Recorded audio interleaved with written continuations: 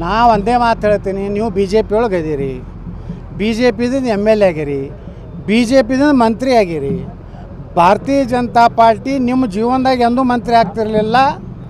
ನಿಮ್ಮದು ಉಪಕಾರ ಇದೆ, ನೀವು ಬಂದಿದ್ರಿಂದ ಬಿ ಜೆ ಪಿ ಸರ್ಕಾರ ಆಗಿದೆ, ಅದನ್ನು ಅಲ್ಲಗಳಿದಿಲ್ಲ. ಆದರೆ ಬಿ ಜೆ ಪಿದು ದೊಡ್ಡ ಉಪಕಾರ ಇದೆ.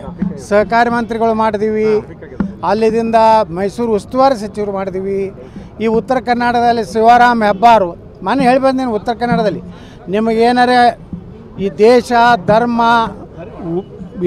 ದೇಶದಲ್ಲಿ ಇರಬೇಕಾದ್ರೆ ನೀವು ಮೋದಿಯವ್ರದ್ದು ನೀವು ಎಲೆಕ್ಷನ್ ಮಾಡ್ಬೇಕಾಗ್ತದೆ. ಬಿಜೆಪಿ ಒಳಗಡೆ ಕೊಡುತ್ತೆ, ಆಮೇಲೆ ವಿಷ ಹಾಕಿಬಿಡ್ತಾರೆ ಅಂತ ಹೇಳ್ತಾರೆ. ಯಾರು ವಿಷ ಹಾಕಿಲ್ರಿ? ವಿಷ ಹಾಕಿದ್ರೆ ಸತ್ತು ಹೋಗ್ತಿದ್ರಲ್ಲ ಅವ್ರು.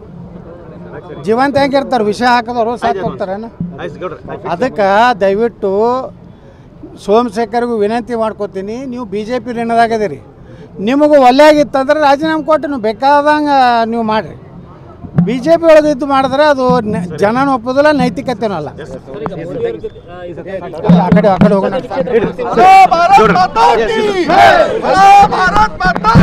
ನಾ ಒಂದೇ ಮಾತು ಹೇಳ್ತೀನಿ, ನೀವು ಬಿ ಜೆ ಪಿ ಒಳಗೆ ಇದೀರಿ, ಬಿ ಜೆ ಪಿದಿಂದ MLA ಆಗಿರಿ, ಬಿ ಜೆ ಪಿದಿಂದ ಮಂತ್ರಿ ಆಗಿರಿ. ಭಾರತೀಯ ಜನತಾ ಪಾರ್ಟಿ ನಿಮ್ಮ ಜೀವನದಾಗ ಎಂದೂ ಮಂತ್ರಿ ಆಗ್ತಿರಲಿಲ್ಲ. ನಿಮ್ಮದು ಉಪಕಾರ ಇದೆ, ನೀವು ಬಂದಿದ್ರಿಂದ ಬಿ ಜೆ ಪಿ ಸರ್ಕಾರ ಆಗಿದೆ, ಅದನ್ನು ಅಲ್ಲಗಳಿದಿಲ್ಲ.